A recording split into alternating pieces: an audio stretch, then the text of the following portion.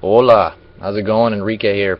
Today I'm going to talk about UFC 164, the results to that, the aftermath. I'm going to talk about only 3 fights. So I actually just caught this recently. I didn't catch it live, unfortunately. But let's get into it. Ben Rothwell versus Brandon Vera. I felt kind of bad because I'm actually a Brandon Vera fan. He's actually from around the area over here, San Diego area. Or at least he trains down here at Alliance. And, man, it kind of sucks because he started out a heavyweight, goes down to light heavyweight, does pretty good, gets knocked the fuck out by Mauricio, decides to move back up to heavyweight, which I think was a terrible idea because he's much smaller than the current heavyweights right now.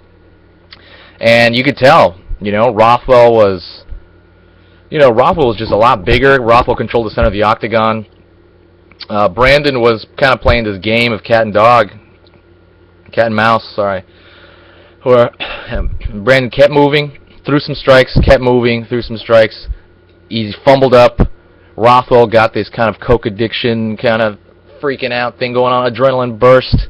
You see him moving around like some kind of like old person, like I don't know. It was bizarre just looking at that thing. And basically, Rothwell got this adrenaline burst, went in there, threw a barrage of strikes, TKO'd Brandon Vera.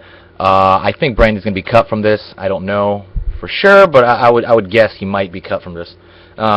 So, good job to Ben Rothwell, man. He's a new guy. He's actually winning now, because before he was like the bottom of the heavyweight division. So now he's kind of like a little bit above bottom. Good for him. What else? The Clay Guida fight. I am not a Clay Guida fan at all anymore. I'm sick of him. Can't stand him anymore. Sorry, man. You're just boring, dude. Greg Jackson's camp is lame. So I don't even want to talk about that fight. I'm glad he lost. Glad he got TKO'd. Next, Josh Barnett versus Frank Mir. That fight was perfect. What are you talking about, man? That was like I think it might have been an early stoppage a little bit, but Frank was definitely flash KO'd there. He went down. If you see one big knee hit his face, hit the top of his forehead, whatever, and it did, and he goes down, this sudden drop, of course you're going to stop that fight. It looked violent. So, I thought it was a great stoppage. I'm really liking Barnett's interviews. Look up Josh Barnett interviews, and he's such a charismatic, cool guy. Great guy, great representative of the sport, at least from his interviews. I know he's got that steroid bust. What was that? 10 years ago? So I don't know what that was about. But really liking Barnett, and I'm glad he's in the UFC now. I'm really happy to see him. And Frank Mir, I don't know. I think Frank Mir has one more fight in him, and then he's got to retire. Frank Mir is on a losing streak. He is not an active fighter at all. He fights like once a year now or something. Guy barely fights. They need to get rid of him now. I'm sick of seeing that guy. I'm glad Brock smashed him way back in the day. Bye, Frank Mir. And the main event, which is Pettis versus Bendo.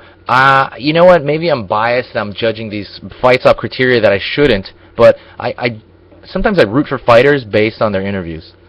I don't know who does that. Is that just me? Maybe it's just me, and I shouldn't do that. But I don't like Benson's interviews. Benson comes off like a man-child. He comes off like a complete adolescent. And he's kind of too much of a Jesus freak for me, and just everything about him is just annoying, He looks like a cult member when he talks, I hate it. Never really liked him as a champion.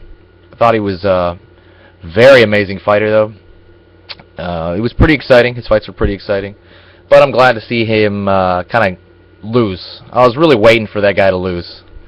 So, and he lost to the same guy he lost before, Pettis. Pettis beat him quick, too. Pettis beat him really fast. And it wasn't even like a sudden, caught in an armbar thing. Pettis was, hitting them with really hard kicks to his side, over and over again.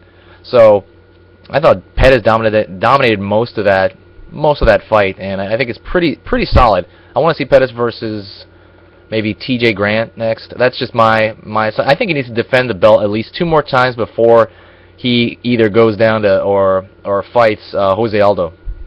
That's what I think. That's my opinion. I don't know. You think you should fight Aldo now?